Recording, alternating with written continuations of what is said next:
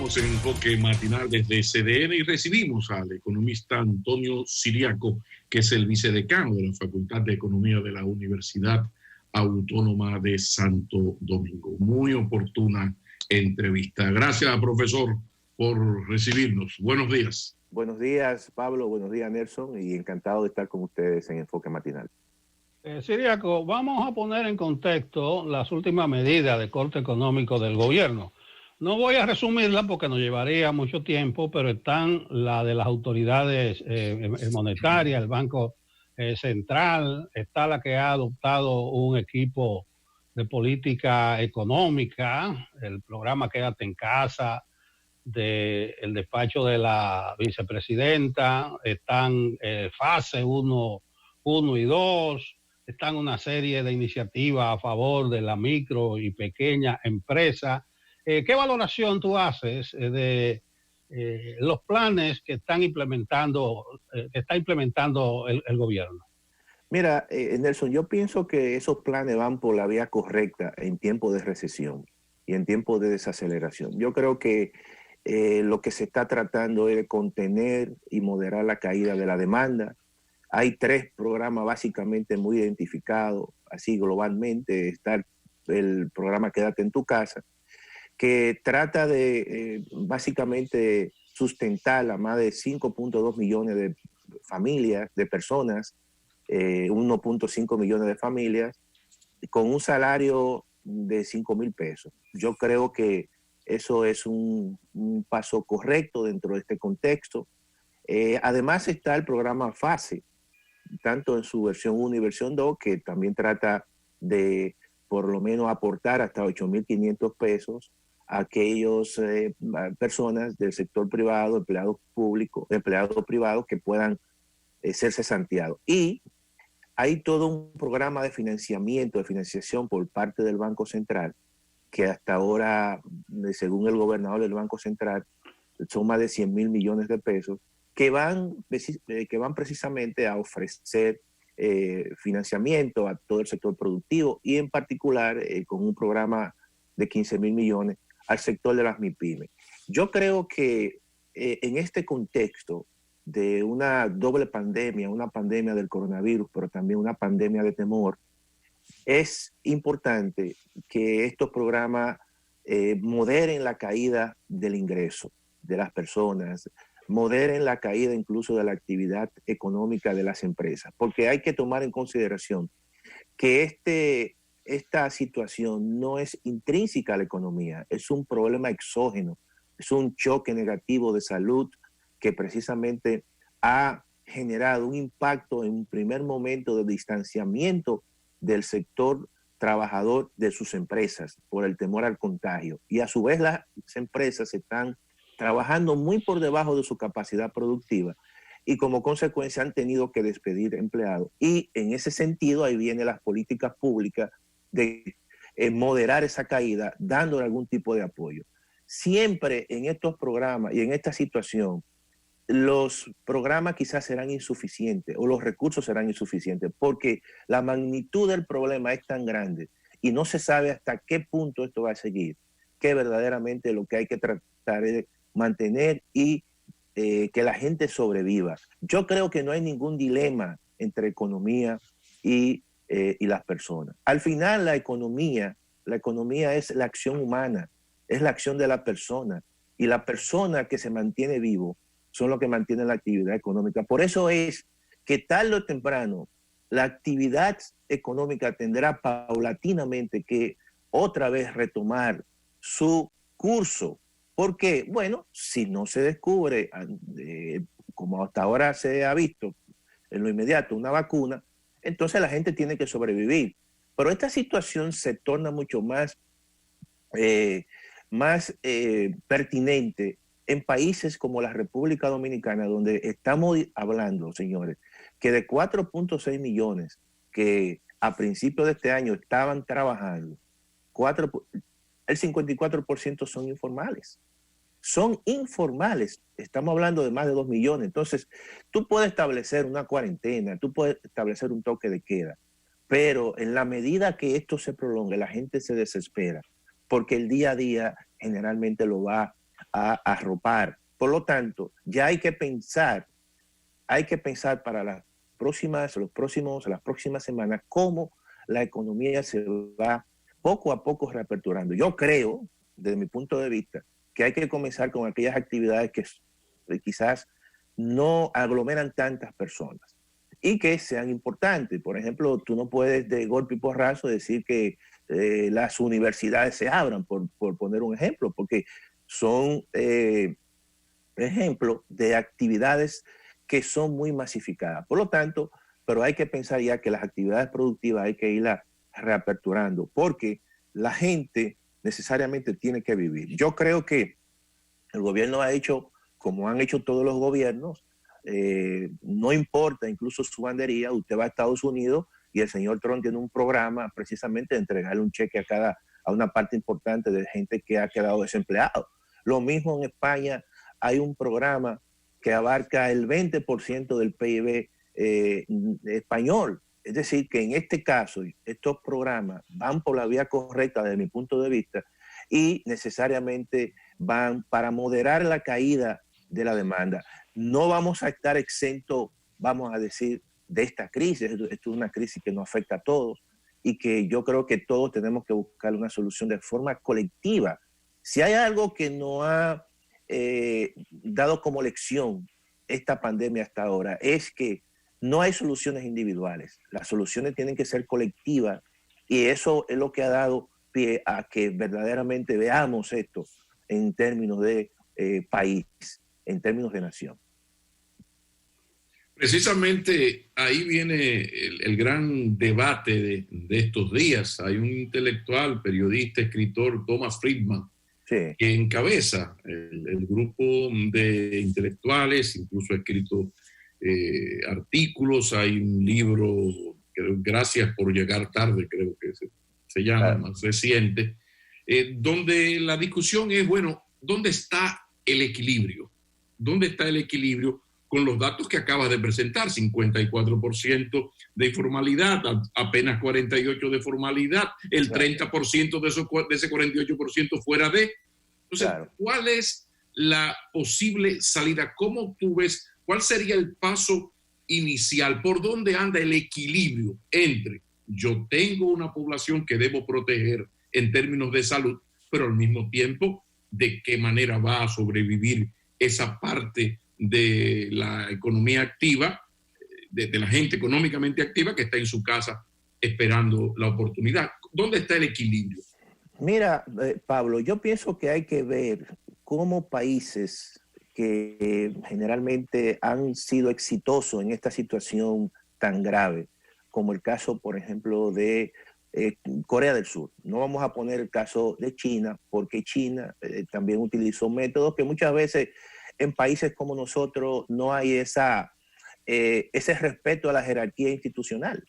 Y entonces, incluso en esos países, y en el caso de China, hay un elemento cultural vinculado con eso. Pero yo creo que los coreanos actuaron de manera sin establecer una dicotomía entre la persona y la economía, sino que actuaron de forma integral. Ellos sencillamente establecieron un proceso de masificación de pruebas y sobre esa base entonces actuaron y no cerraron su economía. Yo creo que nosotros tenemos que aprender de esa experiencia exitosa. Yo creo que la situación en la República Dominicana, por las mismas características que te he mencionado del mercado de trabajo, por la misma característica incluso de la estructura de las viviendas y de los hogares en la República Dominicana, porque gran parte de muchos hogares y de muchas viviendas están en zonas vulnerables y viven muy hacinados. Cuando tú lo condenas realmente a una cerrazón, a una cuarentena, estamos diciendo que en una vivienda pueden vivir hasta 3 y 4 familias.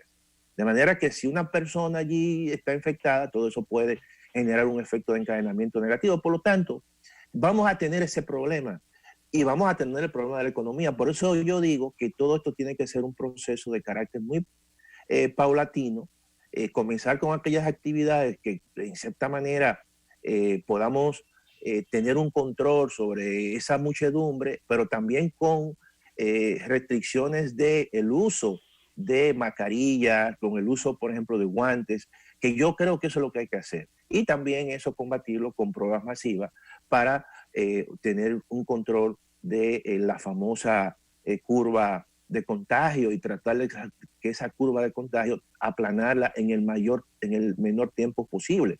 Yo creo que tenemos que hacer esa combinación. Son políticas integrales, no son políticas que establezcan una dicotomía entre una cosa y lo otro. Necesariamente tenemos que abrir la economía, necesariamente tenemos que cuidarnos, y yo creo que la protección en ese sentido es sumamente importante. El uso de mascarilla obligatorio, yo creo que eso fue un buen paso. El uso de guantes obligatorio, eso es un buen paso, que son mecanismos de protección.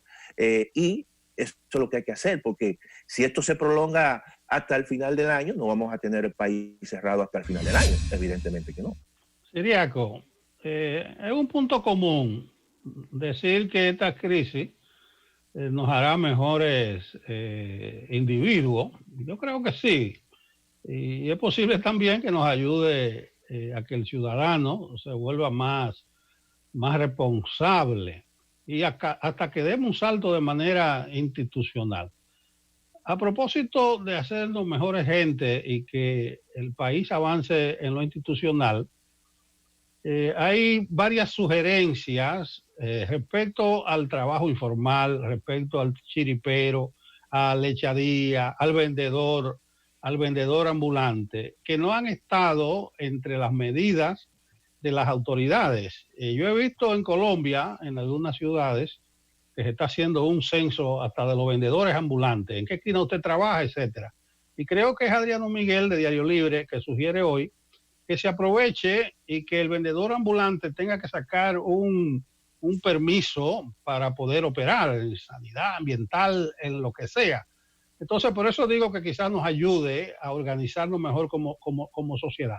Pero ¿de qué manera el Estado, para ir avanzando, puede acudir en auxilio del trabajador informal, del echadía, del chiripero, del vendedor ambulante? Porque hasta la medida reciente del Banco Central solo llega hasta la pequeña y mediana empresa, pero yo no veo a esos sectores vulnerables que están siendo, no va a decir rescatados, siquiera ayudados. ¿Qué tú opinas?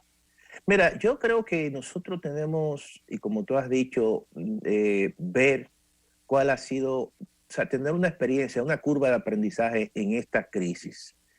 Lo primero es que en un futuro, pienso, debemos de tratar de identificar por diferentes mecanismos a ese gran sector informal en la República Dominicana. Hay mecanismos incluso hasta de bancarización, mecanismos indirectos, pero tenemos que hacer un esfuerzo para identificar esos grupos. Porque yo creo que también, por la falta de identificación, muchos programas de ayuda por parte del gobierno se dificultan llegar a esos grupos. Yo creo que el Banco Central lo que está haciendo es fondeando recursos a el sector financiero para que el sector financiero le pueda prestar a la banca formal. Y el Estado sencillamente está cubriendo esa parte. El Estado, creo que después de todo esto, cuando pase el 31 de mayo, tendrá que o reformular el presupuesto, buscar nuevos recursos para ampliar estos programas de ayuda. Y yo creo que hay que incorporar a más personas que son informales de una forma u otra, o haciendo un censo, o tratando de identificarlo, ampliando el SIUBEN, el Sistema Único de Beneficiarios, o buscar un mecanismo. Déjame decirte lo siguiente, que hay países que están peores que la República Dominicana en el proceso de identificación de grupos vulnerables. Hay países en Centroamérica que no tienen un sistema único de beneficiarios. Hay que decir eso. Y yo creo que eso fue un esfuerzo importante que se ha hecho aquí en la República Dominicana. Pero hay que ampliar todo esto, e incluso no solamente de forma directa, sino de forma indirecta.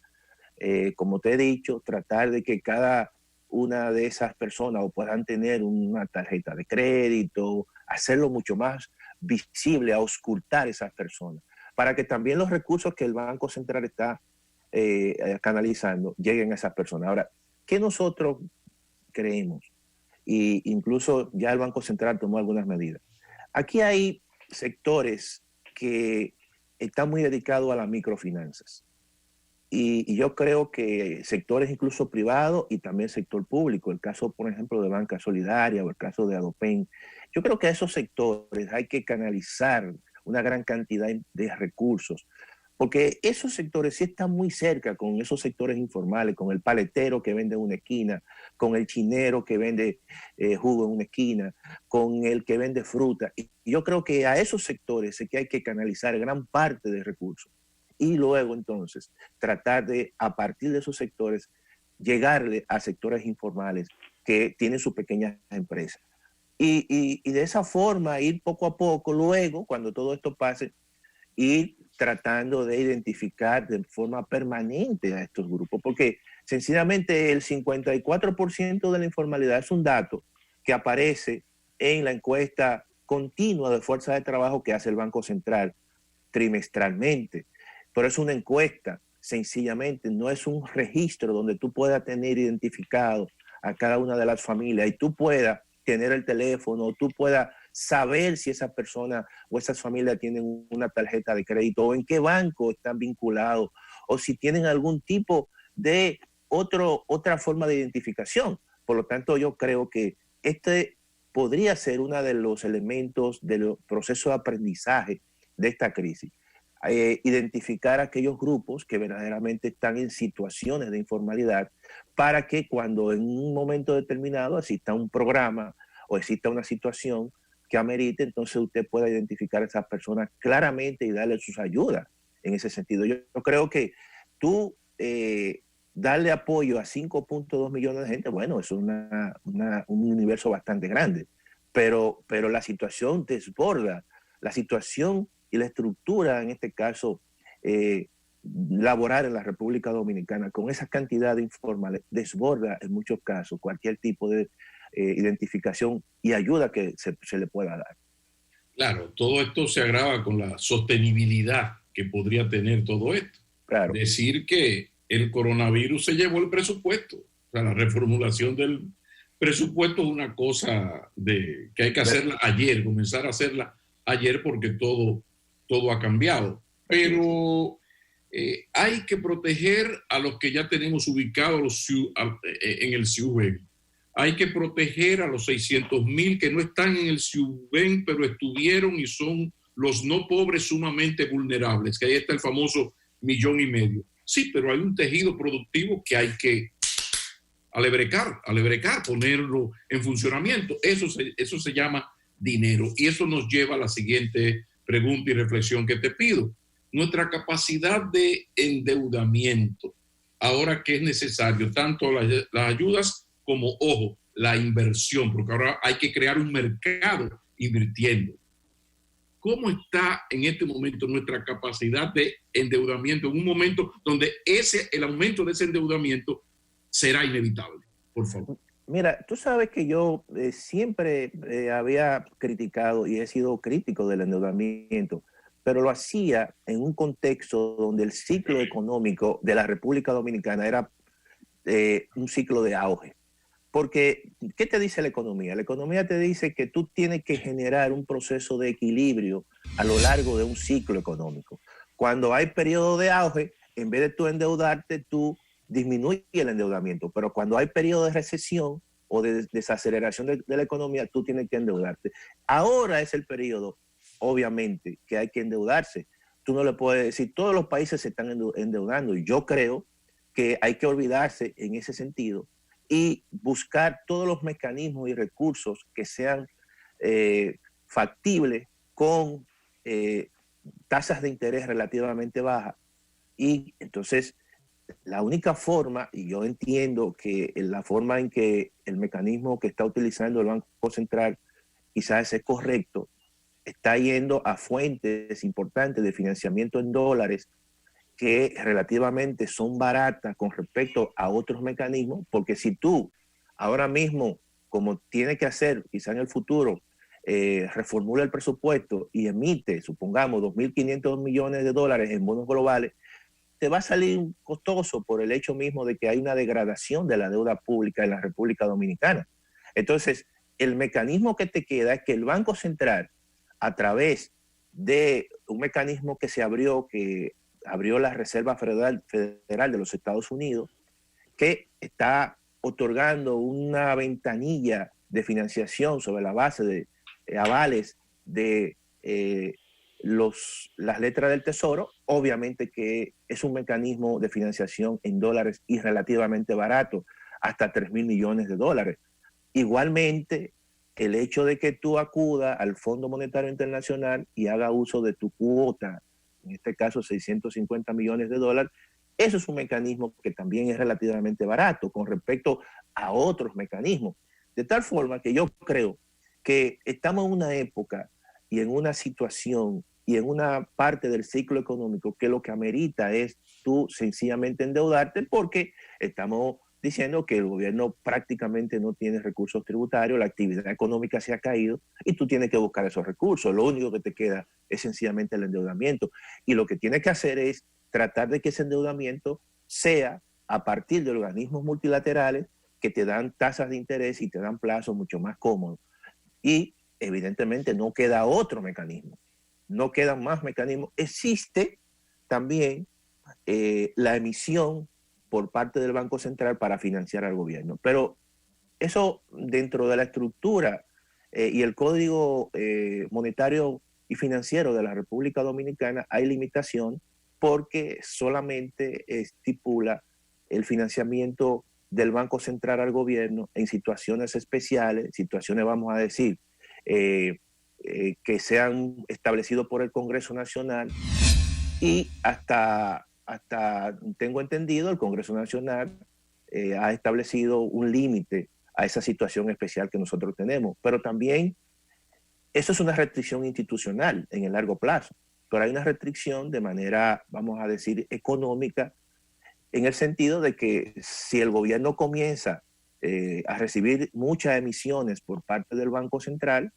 entonces nosotros no tenemos, el peso dominicano no es una moneda de reserva, y eso puede tener un impacto muy fuerte en los niveles de la tasa de cambio y en la inflación en la República Dominicana. Por lo tanto, creo que el mecanismo más sano es aquel que está utilizando en estos momentos el Banco Central como mecanismo de financiación y de buscar recursos.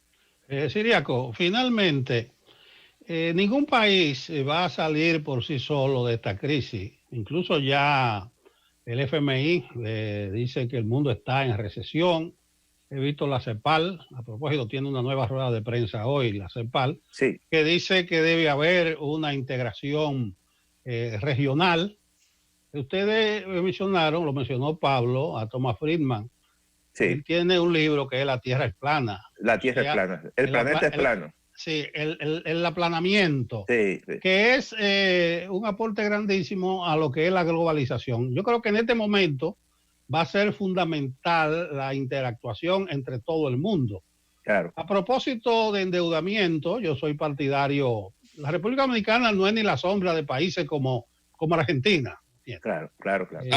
O sea, tenemos un margen grandísimo nosotros, pero hay que evitar endeudarnos más, porque a la postre vamos a tener que pagarlo. Yo creo que hay que apelar a esos organismos multilaterales tipo FMI, el Banco Mundial, el BID. Nosotros no tenemos tanto problema, pero a donde voy es que probablemente se necesitan salidas de tipo regional y mundial. Por ejemplo, se dice China estará recuperando su capacidad exportadora, pero ¿a quién le vende? ¿Quién le compra?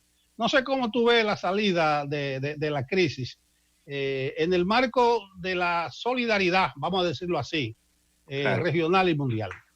Mira, tú sabes que la salida de la crisis en estos momentos amerita un gran interlocutor, un líder o una líder que sea interlocutor, y no lo hay. Eso es un problema, porque, por ejemplo, Estados Unidos, el señor Trump, tú podrás decir, bueno, es el líder del mundo. Sin embargo, la tesitura del señor Trump no es esa. Todo lo contrario, hay un conflicto permanente con China, hay una guerra comercial, hay una guerra hegemónica entre China y Estados Unidos. Pero tú vas a la Unión Europea, donde Alemania podría ser el elemento aglutinador precisamente de los países que están recibiendo y han recibido esta pandemia de manera muy fuerte, como son los países del sur, el caso específico de Italia, el caso específico de España. Tanto Italia como España han establecido y han propuesto la creación del famoso coronabonos, sencillamente donde esos países, tanto Italia como España, emiten bonos, coronabonos, sobre la base del aval de tanto los países más fuertes de Europa, como es el caso, por ejemplo, de Alemania o Holanda, que han sido países, los Países Bajos, que tienen fuerte excedente, vamos a decir. Sin embargo, se negaron y se refirieron en muchos casos de manera despectiva a países como Italia, a países como España. Incluso salió un artículo refiriéndose a esos países como que son creyentes, que son vagos y borrachones. Es decir, fíjate cómo en un momento tan difícil hay un fraccionamiento y no hay un líder mundial que pueda aglutinar estas situaciones para buscar una solución. Si tú te vas a Rusia, Rusia tiene un conflicto ahora mismo con Arabia Saudí con respecto al mercado petrolero, y entonces hay como un fraccionamiento en el mundo. No hay un interlocutor que tú puedas decir, mira, vamos a formar y hacer una cumbre que esto nos lleve a buscar soluciones colectivas. En América Latina, todos esos esquemas de integración, por ejemplo el CELAC, no se están reuniendo desde hace tiempo. Por lo tanto, hay muchas disidencias a nivel mundial y eso dificulta verdaderamente unificar. El grupo de los 7 o el grupo de los 8 no ha podido reunirse para buscar una solución colectiva.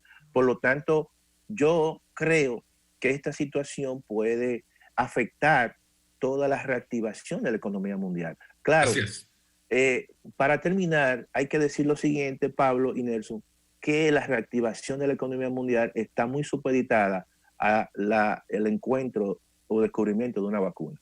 Muchísimas gracias. Gracias, Antonio Siriaco. La verdad, Antonio, es que ahora sí es verdad que cuando no sabíamos todas las respuestas nos han cambiado las preguntas. Así y a ver si el viernes, Nelson Avis, leemos aunque sea fragmento de aquel libro memorable de Galeano, El mundo patas arriba. Ahora sí es verdad. Bueno, eso gracias. Sí es verdad. Gracias a don Antonio Siriaco, que es economista, vicedecano de la Facultad de Economía de la Universidad Autónoma de Santo Domingo. Continúa Enfoque Matinal desde CDN para ustedes. Hasta luego.